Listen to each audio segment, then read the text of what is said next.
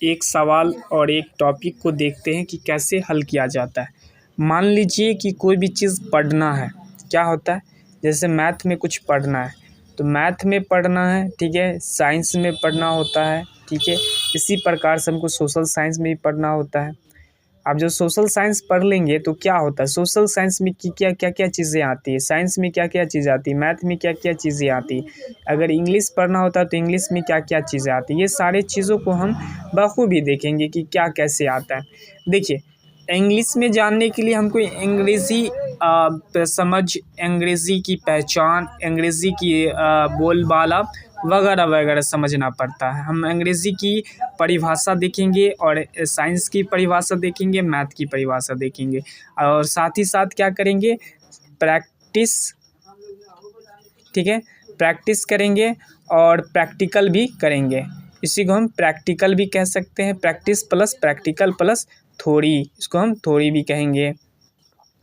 तो थ्योरी देखते हैं कैसे होता है। जैसे कि हम इंग्लिश के बारे में बात करेंगे तो एक ग्रामर की बात कर लेंगे, उसके बाद ट्रांसलेशन, ये जो भी कुछ आएगा तो ये अगर ग्रामर मौजूद है आएगा तो मतलब आपका ग्रामर मौजूद है इन द सेंस आपको स्पीकिंग करने में कोई दिक्कत नहीं होगी, लिखने में भी कोई दिक्कत नहीं होगी, लिसनिंग में भी कोई दिक्कत नहीं होगी और अंडरस्टैंडिंग करने में भी कोई दिक्कत नहीं होगी।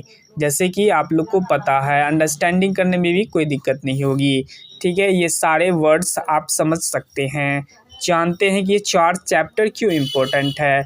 जैसा कि आपको मालूम भी है कि हम ये चैप्टरों को एज वाइज क्लास वाइज पढ़ते हैं और जानते हैं कि किस प्रकार से हम अध्ययन करते हैं और कैसे किया जाता है। चलिए बखूबी से हम इसको देखते हैं। जैसे कि मैंने कुछ सेंटेंस बोलना है, ठीक है, जैसे कि ऑन द टेबल, ये एक सेंटेंस है, ठीक है, क्योंकि ये इसमें ऑन द टेबल लगा दिया, किसी टेबल पर कुछ होगा, ठीक है, ऑन द टेबल, टेबल पर, ठीक है। This pen is on the table, यह पेन क्या है, टेबल पर है।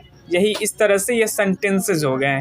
और हम जानते हैं कि कोई भी चीज़ मैथ में कोई भी एगो सिंबल दे दिया, उस सिंबल को क्या करना है, वेरीफाई करना होगा या सिंप्लीफाई करना होगा, या उसको हम समझेंगे, अंडरस्टैंड करेंगे या आइडेंटिफाई करेंगे।